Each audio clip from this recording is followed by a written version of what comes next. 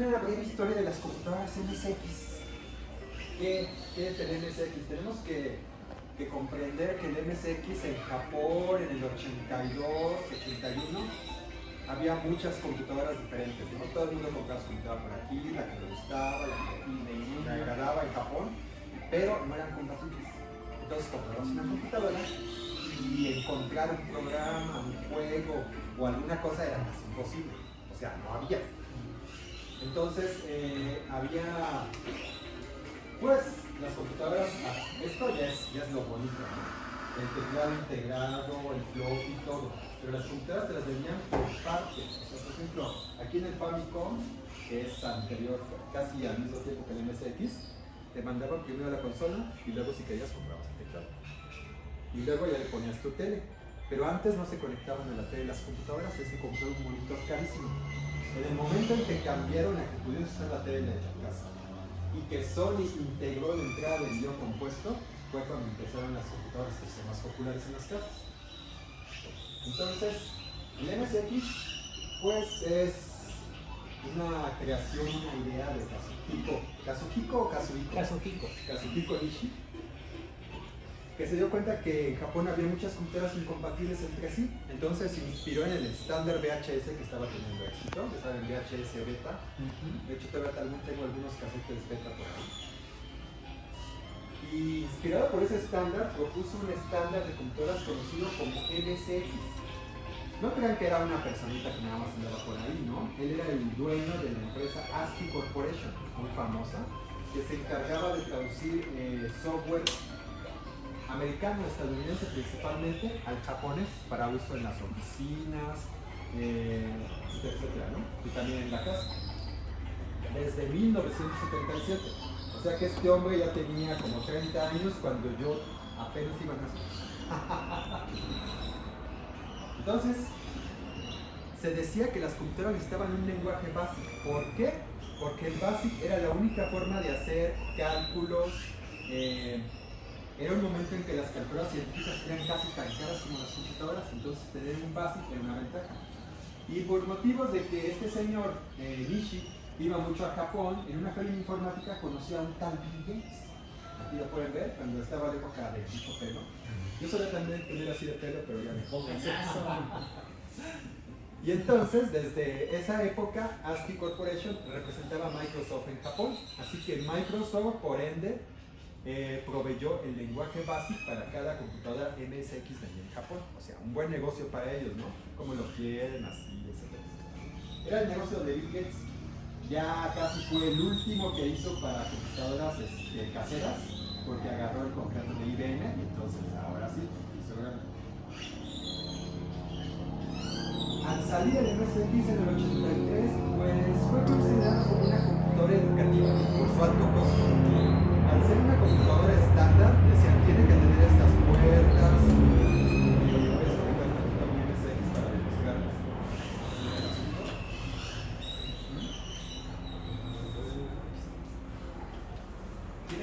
ciertas puertas, cierto estándar, y entonces había como un límite mínimo de chips para incluir en el MSX.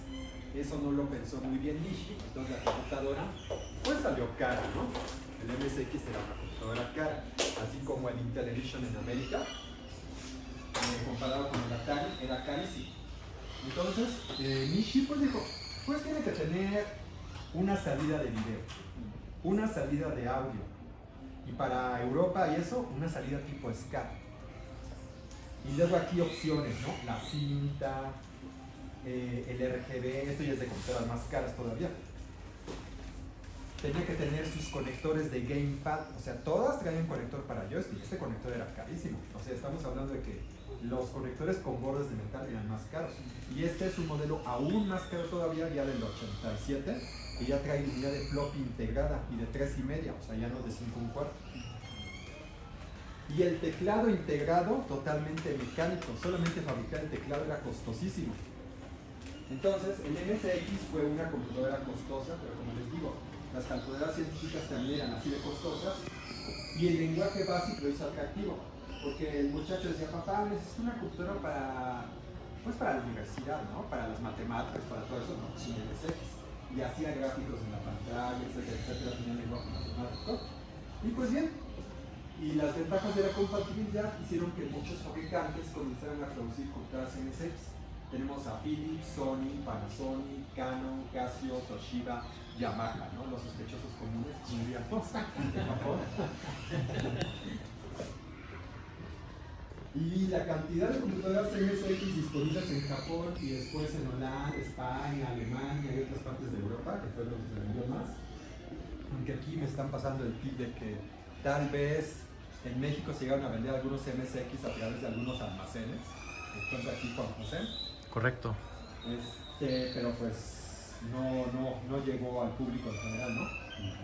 Entonces se vendieron 5 millones de computadoras MSX. O sea, 5 millones distribuidas en Europa y en Japón la mayoría, ¿no? Entonces lo hicieron deseable para las compañías productoras de juegos, porque entonces ya hacías un juego y se lo vendías a todo el mundo. Hacías un cartuchito como este, todo el mundo lo podía comprar, era una gran ventaja, impulsó la industria de juegos. Algunas de las compañías que hicieron juegos para el MSX fueron Casio, Konami, Toshiba, HAL Laboratory, Sega. Casio, por ejemplo, hacía estos jueguitos, que fueron de los primeros. Este juego es de 1985, se llama Yokai Yasiki, algo así como La Casa Embrujada, de monstruos. Era así. Aquí pueden ver el PCB que se inserta. Y como les digo, al ser una computadora cara, aquí hay muchísimas señales que se usan para expandir la computadora. Había cartuchos de sonido, cartuchos de memoria, cartuchos de disco, cartuchos científicos, cartuchos matemáticos, había de todo. Era muy expandible la computadora, y entonces tuvo una gran duración. O sea, no era una computadora que comprabas y tirabas, ¿no? Como ahora, ¿no? Compras una computadora en 2 años la tiras. No, estas computadoras se usaban por 10, 15 años. De hecho, incluso las llegaron a usar en Japón para exámenes de conducir. Había un cartucho de exámenes de conducir, lo ponías y empezamos a hacer tu examen en la computadora. También pasó a España ese tipo de cartuchos. Hay muchas sagas de juegos que iniciaron en el MSX. Por ejemplo, Bomberman, el primer juego salió en MSX. Eggerland Mystery, que es muy famoso en Game Boy, Nintendo, también empezó en MSX. Metal Gear, el juego más famoso casi de la historia, digamos, salió primero en MSX. Pero no para el MSX normal, sino para el MSX2, que era una versión más avanzada del MSX, pero con unas gráficas más sofisticadas. Porque en cierto momento la tecnología que estaban usando en el MSX original pues se quedó obsoleta, ¿no? Salió el Famicom le ganaba en gráficos. Entonces el MSX2 fue la respuesta al Famicom, que tenía mejores gráficos que el MSX. Una pregunta. Sí. ¿El MSX2 en hardware es similar al Sega Master System? Parecido. Porque el Sega Master System tiene la memoria RAM chica. El Sega Master System tiene 8K de RAM. Y el MSX venía con un mínimo de 16, el MSX1 y era estándar 64K, y el MSX2 lo estándar era 128. Entonces el Sega Master pues no era competencia. Y pues repitieron sus cosas y después ya el Master System tuvo su upgrade. Sí, tuvo sus buenos juegos casi en los 90, pero ya era tarde. En lo que se trata de juegos, el MSX lo superó en esa época totalmente, por goleada, ¿no? Aunque los primeros de juegos de MSX eran un poco sencillos, ¿no? ¿Me prestas tu Chuck and Puzzle? Lo vi hace rato ahí, es casi el primer juego de MSX. Ahora voy a conectar mi MSX para que vean la simpleza de los primeros juegos de MSX. ¿Por qué? Porque los primeros juegos son muy sencillos, porque los programadores apenas están entendiendo los conceptos de la programación, ¿no? Apenas están viendo las capacidades del procesador, del gráfico, de los sonidos. Entonces tenían que hacer librerías que aún no estaban preparadas. Así que los primeros juegos pues eran muy básicos. Chuck and Pop de Cali, casi el primer juego de MSX. Ya la casualidad de que aquí el organizador, Paco, tiene este juego, es histórico este juego.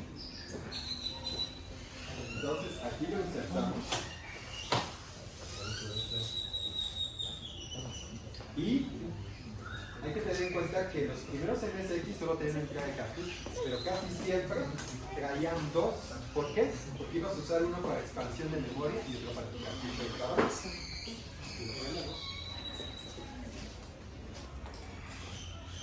256K este MSX está expandido.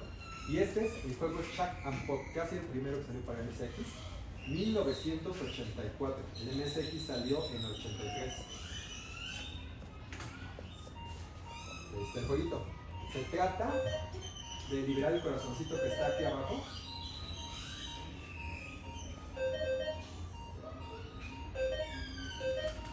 Ay, se me olvidó cómo se hace. M. E. ¿Sí? C. Ah, las bombitas. Ya. Es como un Bomberman. Cuando rompen la reja, sale el corazón. Entonces les abre la puerta y así salen. Pero si no se apuran de estos huevitos, salen unos bichos. Se los comen, como unos godzillitas. Y entonces el MSX trató de incursionar también en Estados Unidos, pero ¿qué creen? Llegaron en la Navidad del 83 con este juego. Y ya había juegos mucho más avanzados. No tuvo éxito. O sea, la gente lo vio y dijo, yo quiero eso y está carísimo además. Importados de Japón a Estados Unidos. No había competencia contra el Commodore, que ya se había afianzado con un montón de juegos muy buenos. Muy buenos, la verdad. Ahí están los Godzillas. ¿Por qué serán Godzillas si viene de Japón? No lo sé. Qué coincidencia. Qué coincidencia. Entonces, otra saga que empezó en MSX fue... Sí, el Parodius. El Parodius empezó en MSX. Que el Parodius no es más que un refrito del Gradius de arcade.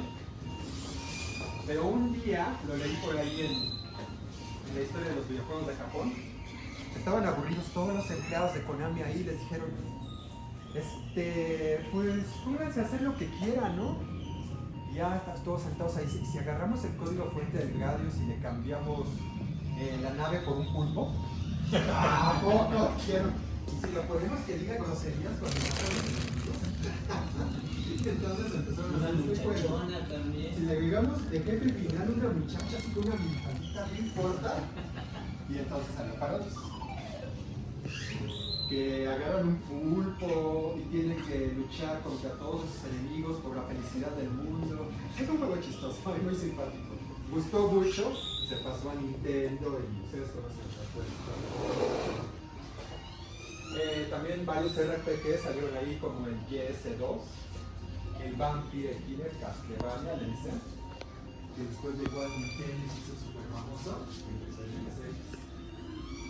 Entonces, este juego es el original, Castlevania, que después conocieron ustedes en Nintendo, pero apareció primero en MSX. Esta portada japonesa, no me lo van a creer, pero estaba prohibida en Europa.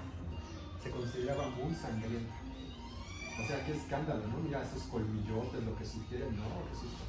Entonces, así no se vendía en Europa. Eso viene de Japón. En Europa no sé cómo lo vendieron, creo que solo casi como contrabando, ¿no? Yo creo Le que cambiaron esa parte de lo prohibido, la portada, le quitaron la ilustración. Sí, aquí Ese le es el quitaron la europeo. ilustración. Este es el cartucho europeo, que afortunadamente aquí, gracias a Juan José, podemos verlo. Pero el cartucho japonés, señores, preparados para el escándalo. Aquí está. Qué escándalo, ¿no? Hay que esconder esto. Saquen la cruz, por favor. Censurado. Censurado. Ahí, por favor, inserten pi en el video. Gracias, Juan José. Sí. Eso es. Y Final Fantasy. También salió la primera vez en MSX. Desafortunadamente no tengo el cartucho porque ¿qué creen? Que Final Fantasy ese sí es una legión de fans. Entonces, si yo quisiera comprarme ahorita un cartucho de Final Fantasy, tendría que pagar 1 o 2 riñones y pues como que no me alcanza. Eso es. Acá la comunidad lo tradujo en inglés. Acá traigo el disco. En disco. El Final Fantasy. Este es pues obviamente es un homebrew. Sí. Alguien agarró el cartucho de Final Fantasy, lo tradujo al inglés. Y Juan José otra vez nos salva con un ejemplo. Este disco se insertaría aquí. ¿Funcionará en mi vida? Yo creo que Sí. Creo que nada más te pide al iniciar, te pide que dejes presionado control y ya agarra.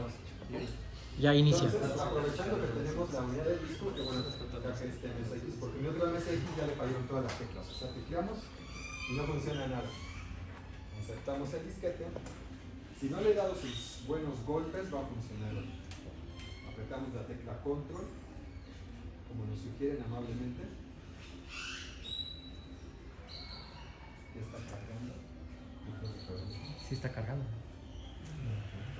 Ahí va. No cargo. No carga No está dañando mi video. la unidad. Desafortunadamente, no, sí.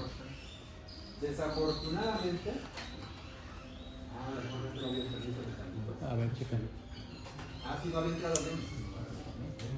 Desafortunadamente, un disco flexible dura menos que un cartucho. Increíblemente. El cartucho también va a fallar. Era lo que me estaban preguntando ayer. Decía, bueno, ¿y esto cómo se protege? Digo, no puedes protegerlo. Lo dumpeas, o sea, vacías su contenido y lo guardas en tu computadora. Pero no lo puedes proteger porque los chips que están hechos a base de un proceso de oxidación. Y esa oxidación sigue oxidándose adentro del chip hasta que desaparece.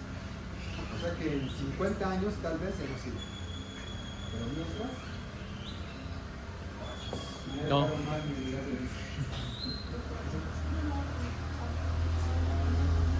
Lo intenta, Pero no.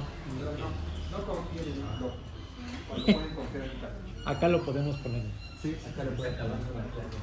Sí. Bueno, Konami se hizo muy grande en juegos con MSX. Portó sus arcades de Gradius. Tenemos uno por aquí. Acá. Del arcade lo portó al MSX. Vendió millones de copias. Este es el primer Gradius que portó. Esta es la versión japonesa. Para Europa casi no ponían los caracteres japoneses, lo editaban todo. Y lo hacían más simple, como vimos el cartucho que nos prestó amablemente Juan José. Y como estos juegos que estaban diseñados para ponerse en tiendas así amontonados como un blockbuster, entonces tú agarrabas tu juego y decías, ¡ay, qué bonita nave! Voy a conducir esta nave. Y del otro lado veías, ¡qué gráficos! Y antes no existían las capturas de pantalla, ¿no? Tomaban fotos de las pantallas y te las ponían. Entonces pueden ver que se ven mejores que en mi pantalla. Era para que te imaginaras lo que los videos. ¿Sí lo alcanzan a ver por ahí? Sí, entonces era para que escogieras tu juego, casi para que te enamoraras de tu juego. Dijeras, papá, ¿me compras esto? ¿Es para qué te vas a decir, hijo? No, mejor escuela. Eso es. Y como les había dicho, Konami se siguió con Gradius, le fue muy bien, hizo el Gradius 2. Dijo, si nos fue bien con el 1, pues hagamos el 2, pero una caja más grande, para que la gente sienta que está pagando mejor. Y obviamente ya no es cartón, ahora sí es plástico, o sea que les estaba yendo muy bien. Este cartucho ya tiene un chip de sonido extra, que era algo que permitía el MSX. Y claro, más capturas de pantalla, tenían que presumir. El Gradius 2 se pasaron un hijo así como bastardo, el Salamander, que ya no sabían qué hacer con su Sí. dijeron Salamander, y es obvio, gastaron más, le pusieron líneas doradas. O sea, cada vez trataban de impresionar más. En el Nemesis 3, ahí sí ya como que le bajaron, pero ya no se está vendiendo tanto, ya está pasando su época. Este juego ya es del 88. Pero hagan cuenta, en 4 años sacaron todos los juegos. Y finalmente, el último juego shooter de Konami para el MSX fue el Space Mambo. Aquí es MSX2 Plus. Este ya solo salió casi en Japón. Pero ya traía un sonido bastante impresionante para la época. El sonido que le llamamos FM. ¿Alguno de ustedes tuvo un pianito de esos, como los Yamaha chiquititos, con voces y todo? ¿Llegaron a tenerlos? Que Sí. se llaman violín, piano, guitarra, todo eso. Pues eso es lo que se llamaba sonido FM. Porque el FM era una forma barata de sintetizar instrumentos reales. Porque había otra forma que era grabar el sonido del instrumento, pero eso era muy caro porque las ROMs eran costosas. Entonces es el Space Mambo. Ese juego ya se ve como un juego ya más como de Nintendo, ya más sofisticado. Y entonces, el sonido FM que yo les digo, ahí está el sonido. Ya son percusiones, guitarras, strings, ¿cómo se llaman esos? Cuerdas. Ya hay más colores, ya hay más opciones. Digamos que eso ya fue la cúspide del MSX. Ya estaban ganando las máquinas de 16 bits como el Amiga, el Atari ST, la PC cuando salió el VGA, 256 colores. Ahí se acabó todo.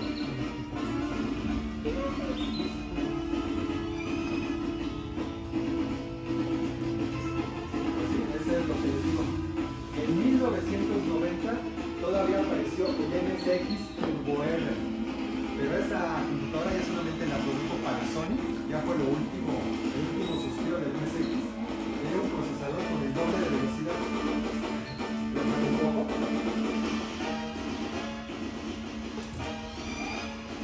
Y hasta ahí llegó el MSX. Ya cumplió su límite de lo que alcanza un procesador de 8 bits, basado en Z80. ¿Yo qué hago aquí? O sea, ¿por qué hablo tanto del MSX? Bueno, yo conocí el MSX por revistas que llegaban a México, en Sambors, vendían estas revistas, aunque no había MSX, vendían las input de MSX. Y era muy emocionante para mí porque... había visto una revista input de MSX. Ahí nada más la portada se me rompió y se la repuse, pero... Esta es una ahí revista está. input MSX refurbished. Así es, renovada. Yo tengo esta revista de hecho, pero no había pensado en traerlas. Están muy bien guardadas por ahí. De hecho tengo como 10 revistas de estas. No, son muchos más. Y entonces, ¿qué decía esta revista? Esta revista enseñaba a programar, a usar el lenguaje básico. ¿Cómo dibujo un gráfico con el cursor? Aquí decía, usas la palanca y mueves las coordenadas que tienes en la pantalla. ¿Cómo dibujo un círculo más rápido que con el básico? Y así.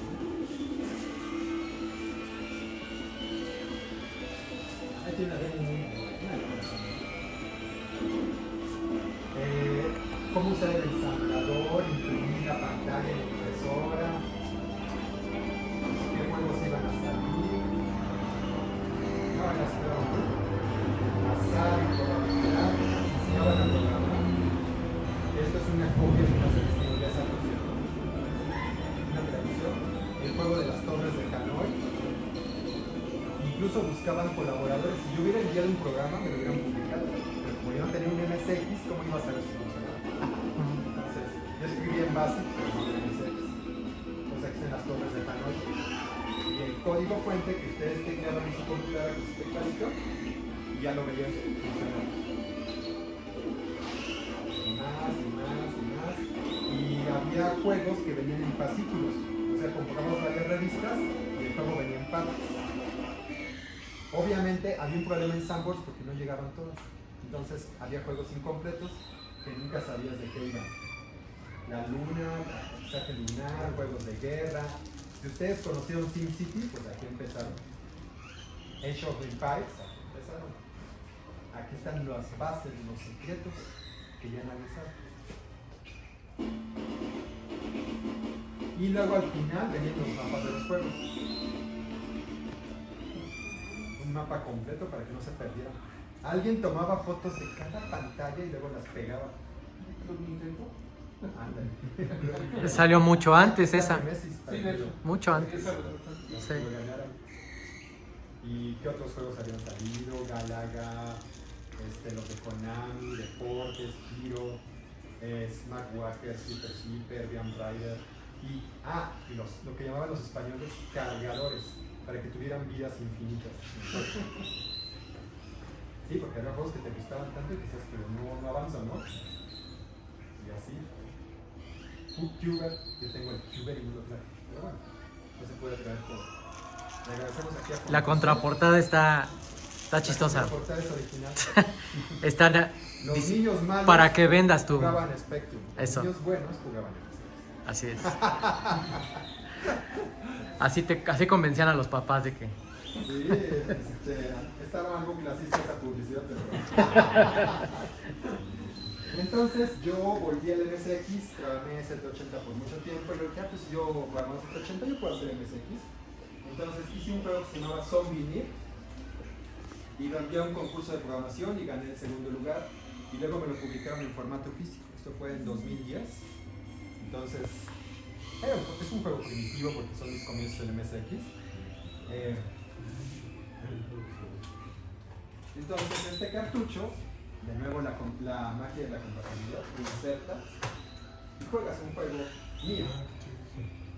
Y empezaron a vender mis juegos y les gustaron bastante. Entonces como que me lancé y empecé a hacer más juegos. Ahí está mi primer logo, estaba realmente feo, ya no me acuerdo. Ahí está mi juego. Un jugador o dos jugadores. Para la versión de cartuchos sí ya me lucí con los gráficos, no podía quedarme con lo mismo. Pueden encontrar la versión previa en internet, un poco más primitiva, la versión está más sofisticada. Tiene hasta una intro, que no es común en los juegos de MSX. Y después de ese juego hice otro que se llamaba Princess Quest. Este es un juego más sofisticado, como un Ghosts and Goblins para MSX. Que por cierto, no había un juego tipo Ghosts and Goblins en MSX. Este es como de laberintos,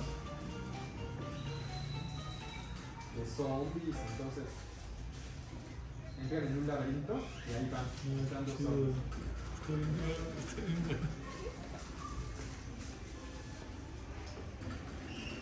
Entonces tienen que buscar unas llaves que cambian de lugar, salir de ese mapa y subir varios mapas, hasta que después de 4 mapas y enfrentar varios bosses, salen en un helicóptero. Les encantó porque lo hice muy colorido, ¿no? Le hice las paredes así como pseudo 3D, como si estuvieran viendo, está hundido el escenario, dibujé computadoras. Es más, si se meten a un baño, porque hice baños, hay WCs por ahí, pueden ver que algunos que no se escaparon son unos huesitos, un charco de sangre, todo ese tipo de detallitos, ¿no?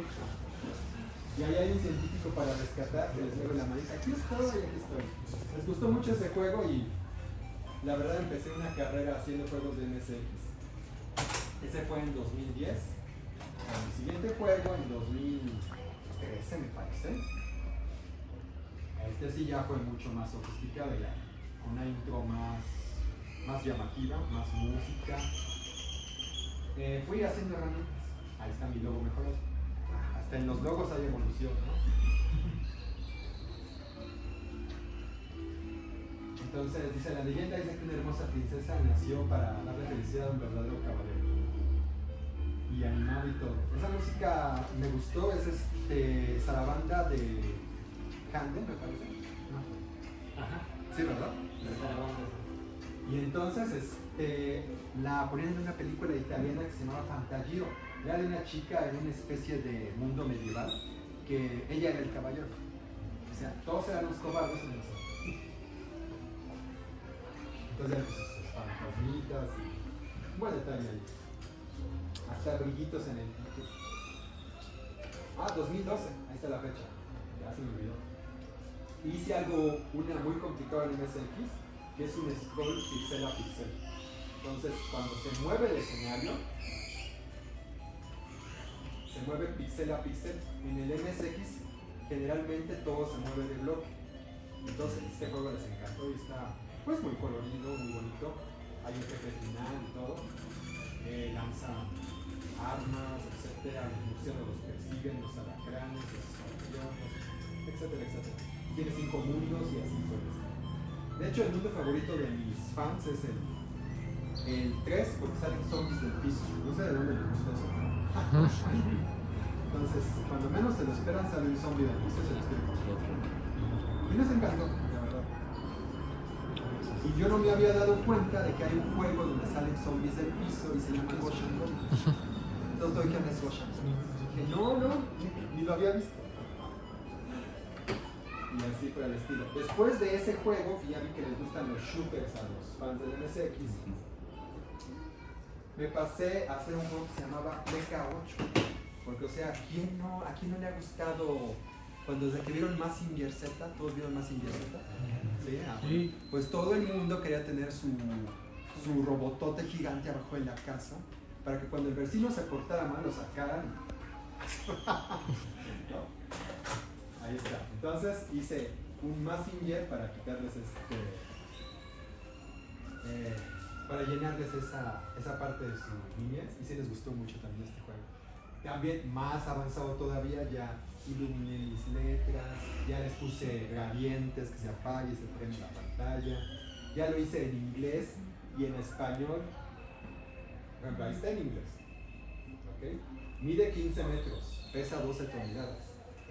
Solo un piloto, camina a 93 kilómetros por hora, vuela a Mach 1, su fuente de poder es de un Tokamak 7, su escudo está en construcción, y etcétera, etcétera. Su arma es de una pistola de un octano. Ahora lo ponemos en español. Ahora dice, dificultad normal, veterano, destructor. ¿Por qué lo hice en español? Porque hay muchos fans del MSX en España y les encanta. En Barcelona, sobre todo. Entonces ahí está la piloto.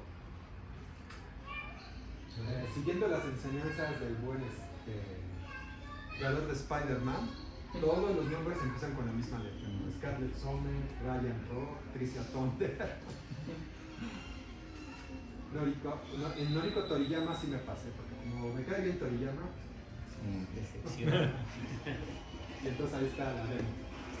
Y ya matan alienígenas y todo, tiene 2 finales. Les encantó tanto que tuve que hacer la secuela. Pero no es una secuela, es una versión que va en la misma línea de tiempo al mismo tiempo que el otro juego. O sea, son 2 pilotos que luchan al mismo tiempo, y en el Mecha 8 es Tricia Thunder y en el Mecha 9 es Ryan Rock. Pero en este ya me superé otra vez, ya tiene música en FM, o sea, ya suena como instrumentos reales. Y viene en japonés. Ahorita está en japonés porque detectó un MSX japonés. Tiene más gráficos. De hecho, un amigo contrató un dibujante que hace cómics. Y de ahí ya salieron los gráficos todavía mucho más sofisticados. Ya hay fondos más sofisticados también. Y entonces, como está en japonés, aquí Anuar se va a acercar y va a traducirles aquí el japonés. ¿Nani? No, está en japonés y con sonido FM. La música ya es más sofisticada. Y ahí está en japonés. Esa traducción me la hizo un amigo japonés muy amablemente, que es el Shigeru en Twitter. Nos conocimos, platicamos, fan del MSX. Me compró el Mecha 8 cuando salió. De hecho le dicen Mecha, no Mecha. Yo les digo Mecha. Y me dijo, ¿puedes hacer la traducción? Y dice, sí puedo. Y me la hizo y muy amablemente yo la puse. Y tuve que aprender un poco de japonés, sobre todo cómo introducirlo con el teclado. Pero sí, está en japonés. Y entonces, ¿qué pasó? Que muchos japoneses empezaron a comprar mi juego. Y se sorprendieron. Dijeron, ¿cómo un mexicano va a estar haciendo juegos en japonés? Y que se ponen a hacer juegos, y entre los primeros que sacaron los japoneses nuevos juegos en MSX, Singular Stone, que son de los primeros nuevos juegos que sacan japoneses. Están saliendo muchos shooters y demás.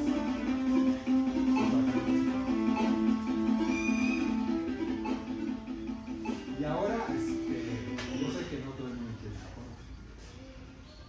Pero bueno, vamos a poner el juego. Apretamos la tecla mágica, que en este caso es F1.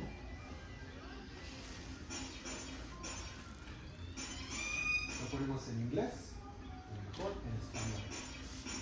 Vienen 3 idiomas.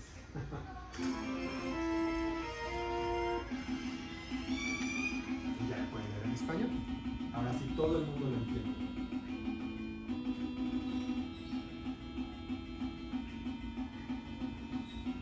entonces, y seguimos en la plática.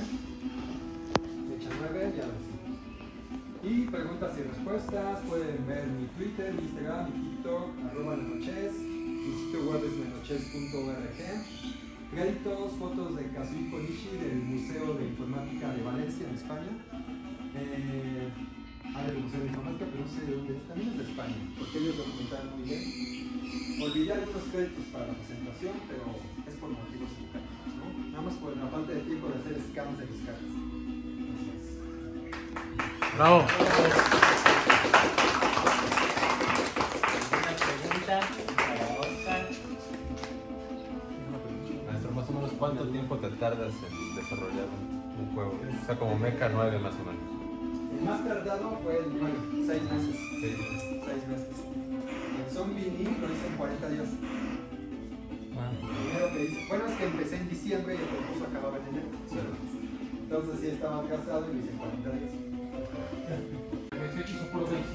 No, se trabaja en una PC. Es más rápido. Bueno, no, sí. Pagas un ensamblador y luego haces unos compiler. Paco tu Megacat. Y luego insertas un cartucho especial que tiene una micro SD y ya lo pruebas en un MSX. O sea, pero no tiene que ser un motor gráfico de juego. No hay motores gráficos, tienes que hacerte el tuyo. Una pregunta, el juego anterior dice que se movió por píxeles. Ajá, por píxel a píxel. Anteriormente, ¿cómo era? Ahorita les muestro un juego que se mueve bloque en bloque para que vean la diferencia. Este es un Vaya cartucho. más, ¿no? Sí, ese es un cartucho que sirve para desarrollo o también para que jueguen todos los juegos que no pueden comprar, porque bajan la ROM, ponen aquí. Entonces, ese es el cartucho que se usa para probar en MSX real. Porque es muy fácil hacer un juego que no funcione en MSX real, pero sí en el emulador. Aquí es el correspondiente. Acá hay otra versión. Estos los venden en Barcelona. Yo tengo uno de estos.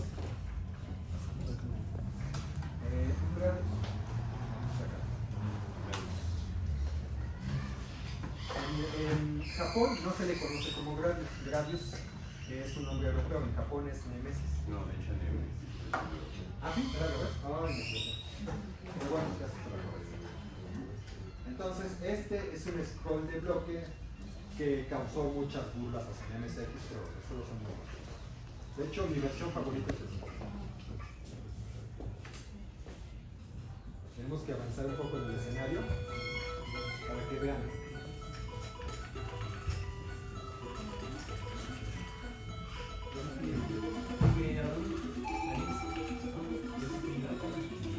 Ahorita que lleguemos al escenario van a ver el scroll de bloque.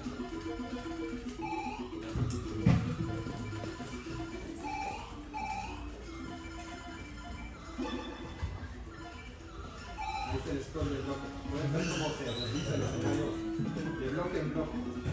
Cada bloque es un gráfico de la computadora. Entonces,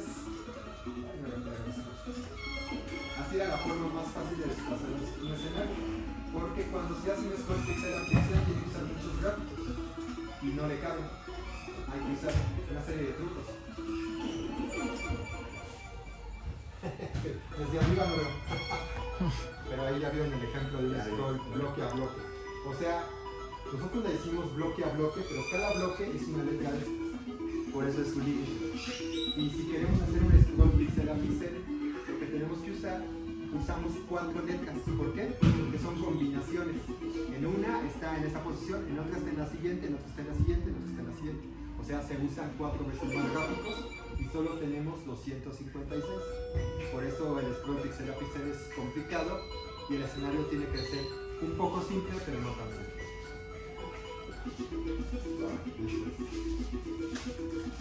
Y pues podemos mostrar algunos de los juegos más representativos del MSX y los más agradables también. Este es muy representativo.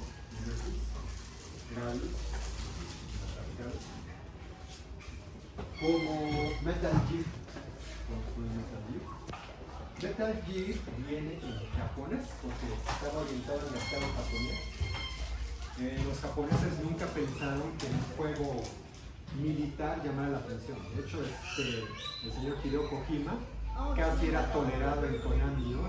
Estás haciendo tu juego loco, sí, muy bien, ya vas a acabar porque necesitamos los recursos, ¿no? De los programadores, diseñadores, etcétera, ¿no? No, sí, ya está tu juego. Entonces hizo este juego que fue una revolución. O sea, ¿qué pasó en Konami? Tenían miedo de que el concepto no funcionara. Y tuvo mucho éxito. Y de hecho eso los catapultó en empresa multimillonaria. Y luego fracasaron horriblemente hace unos años. Y dejaron de hacer juegos. Juegos de computadora, juegos de consola, ya no hacen más. Se acabó con el Se bajaron a las máquinas de Pachinko. Ya, juegos O sea, móviles. es como decir, pues sí, yo he hecho videojuegos, pero ahora les voy a vender lotería mexicana. No. Se bajaron al fútbol. Sí, se bajaron al pinball. Y como pueden ver, todo en japonés. Todo en japonés. Eso es.